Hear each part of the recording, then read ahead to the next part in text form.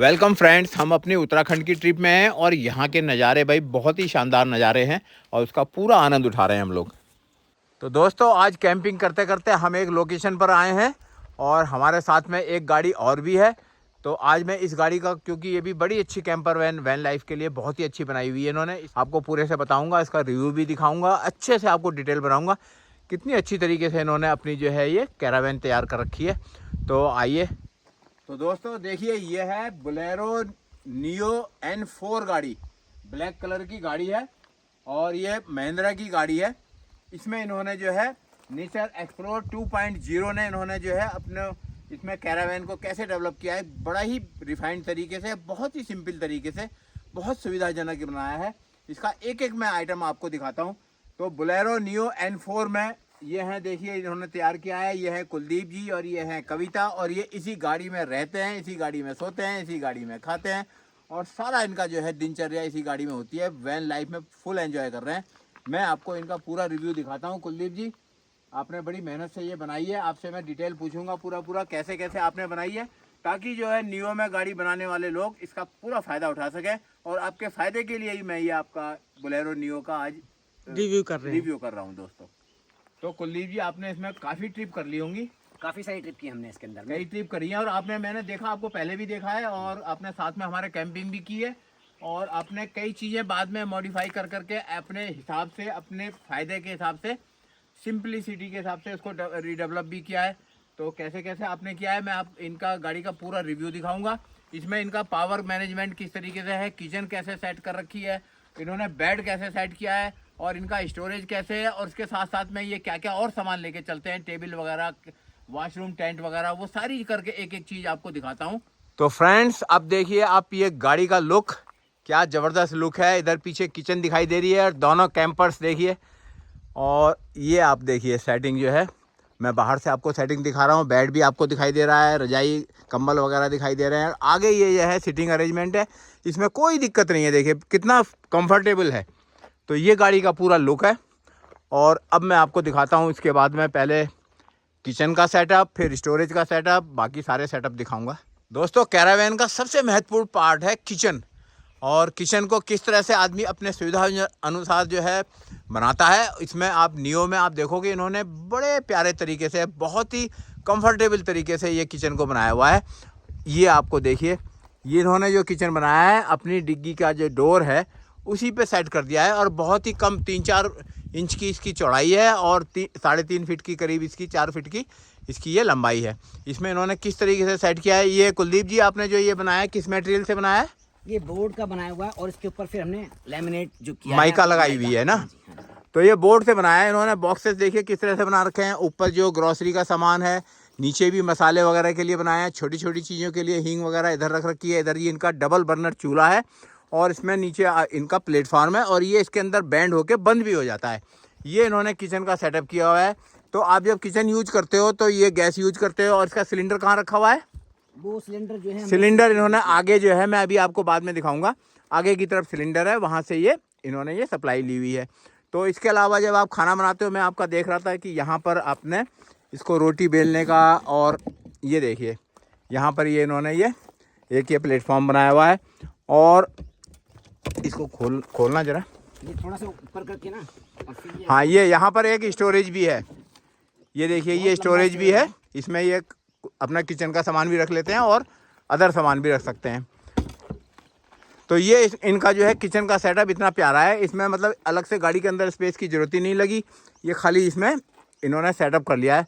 बहुत कोई खास बात आपकी किचन की बताइए। ये बात कहना चाहता हूँ कि ये इंडिया की पहली बोलेरो नियो थी, मतलब अभी भी है, और इसमें सबसे पहले हमने इस तरह का सेटअप बनाया था।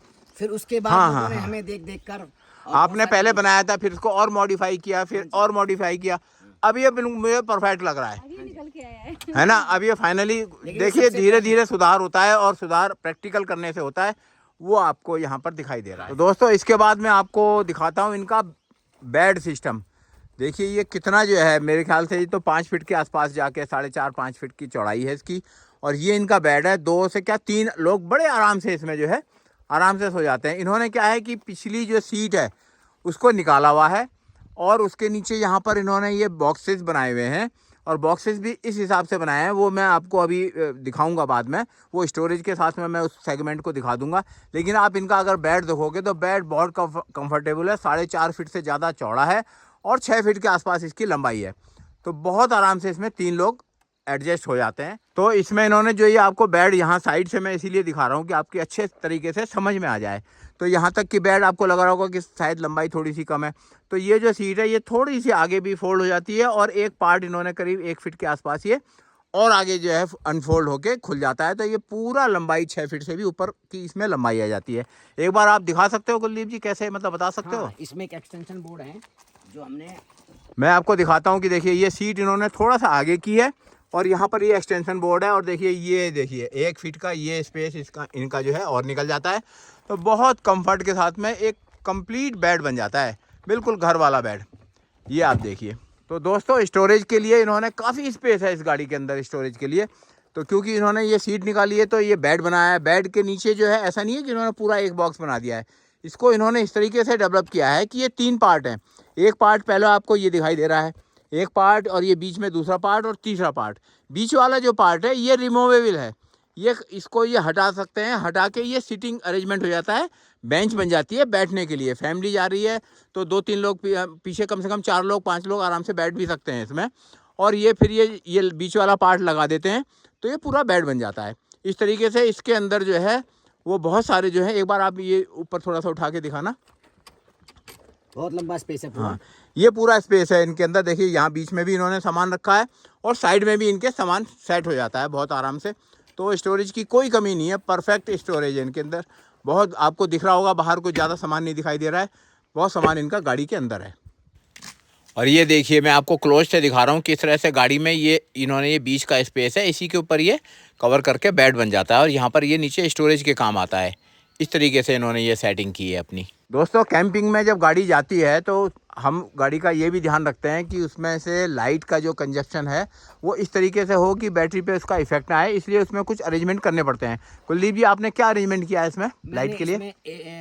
DC to AC कन्वर्टर लगाया हुआ है। अच्छा, कन्वर्टर लगाया हुआ है 220 वोल्ट का। और यहाँ पर जो आप देख रहे हो ट्यूबलाइट दिख रही होगी आपको। अच्छा, आप कुकिंग करते हो तो यहाँ पर आपकी लाइट की पर्याप्त मतलब सुविधा आपने यहाँ पर लाइट लगा रखी है? 20 वोल्ट की लगा रखी है ये ट्यूबलाइट हमने। अच्छा, जिससे पूरी रोशनी होती है। एक दूसरी ट्यूबलाइट भी हमारे पास है, 2 ट्यूबलाइट रखते हैं हम 20-20 वोल्ट की।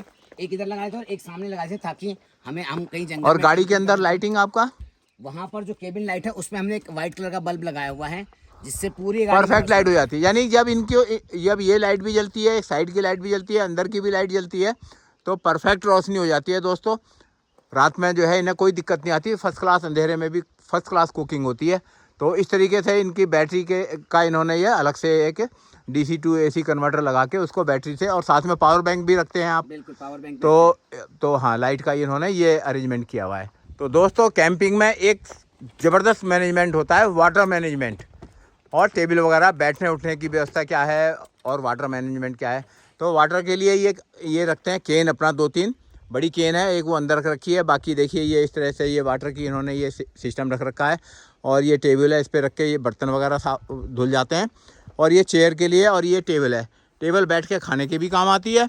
और कुकिंग के टाइम पे टेबल यहाँ रख लेते हैं तो सामान बास्केट वगैरह रख के ये साथ में बास्केट लेके चलते हैं, उस पर यहाँ पर ये टेबल इनका मल्टीपल यूज होता है टेबल का। इसके साथ में ये बाल्टी वगैरह भी रखते हैं और बोतल्स में पानी रखते हैं पीने का। घर से चलते हैं तो कम से कम आप कितना पानी लेके चलते हो घर से? कम 40 से 50 लीटर पानी हम लेके चलते हैं। 40-50 लीटर पानी पीने का और कुछ यूज का भी पानी? नहीं, उसी में यूज का। अच्छा, 20-25 लीटर आप पीने का और 20 लीटर पानी करीब आप यूज का रखते हैं, ताकि कहीं भी किसी भी पोजीशन में, किसी भी कंडीशन में आपके पास पर्याप्त पानी पीने का और यूज का रहे। हाँ जी, ये आप व्यवस्था करके चलते हैं।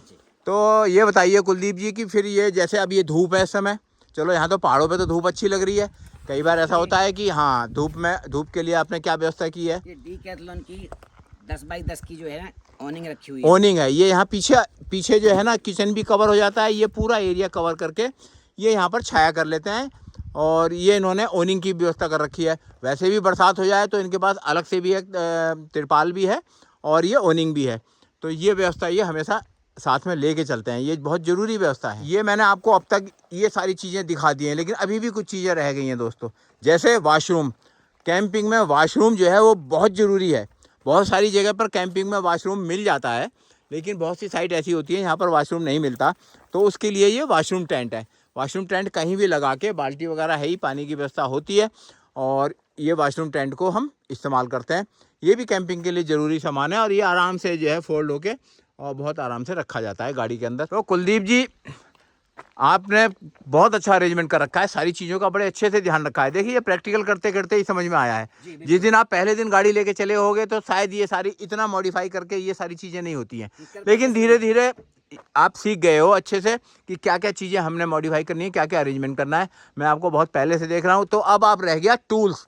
देखिए, गाड़ी आप लेके जाओगे कहीं भी, आपकी गाड़ी पंक्चर हो सकती है, आपकी गाड़ी ख़राब हो सकती है, आपकी गाड़ी में कोई भी जो है नट बोल्ट ढीला हो सकता है, उसके लिए, और लाइटिंग अरेंजमेंट के लिए, और टो चेन के लिए, ये सारी व्यवस्था आप क्या क्या व्यवस्था इसमें लेके चलते हो? हमारे पास इसमें सारी व्यवस्थाएं, हमने यहाँ पर प्लास पेचकस से लेकर चाबी पाना सब कुछ रखा हुआ है यहाँ तक। अच्छा, ये आपके यहाँ ये सीट के नीचे आ जाता है? हाँ, ये बॉक्स। तो ये सीट के नीचे इन्होंने देखिए हथौड़ी, पेचकस, खुरपी, फावड़ा, ये सारी चीज़ें रख रखी हैं, और जंप वायर रख रखा है इन्होंने, मैंने अभी देखा है इनका।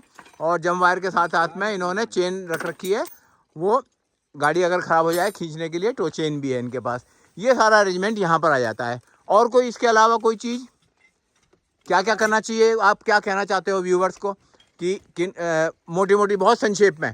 देखिए, जब आप गाड़ी लेकर निकलते हो तो पंचर भी हो जाता है, तो गाड़ी के लिए एक तो आपके पास टायर इन्फ्लेटर होना बहुत ज़रूरी है, जिससे कहीं भी आपको दिक्कत ना हो। और अगर आपके पास पंचर किट हो तो वो बेस्ट है, उससे बढ़िया कुछ नहीं है, क्योंकि जब आप पहाड़ों पे निकलते हो तो 50-50, 20-20, 30-30 किलोमीटर तक कोई पंचर वाला नहीं मिलता है। तो अगर आपके पास खुद के पास अगर पंचर किट है तो आप खुद लगाकर तो कुलदीप जी, जैसे आपने बताया कि हमें पानी का अरेंजमेंट लेके चलना चाहिए, गाड़ी के टूल्स लेके चलना चाहिए, किचन के साथ में पूरा अरेंजमेंट होना चाहिए, टेबल वगैरह, वॉशरूम वगैरह, और प्रॉपर बेड और कपड़े वगैरह। देखिए, कंबल इनकी गाड़ी में दिखाई दे रहा होगा, चादर इनकी दिखाई दे रही होगी, वो सारा अरेंजमेंट करके आपको अगर कैंपिंग के लिए निकलना है तो ये सारे अरेंजमेंट करके, फायर के लिए इन्होंने फायर एक्सटिंग्विशर्स भी उस साइड में लगाया हुआ है।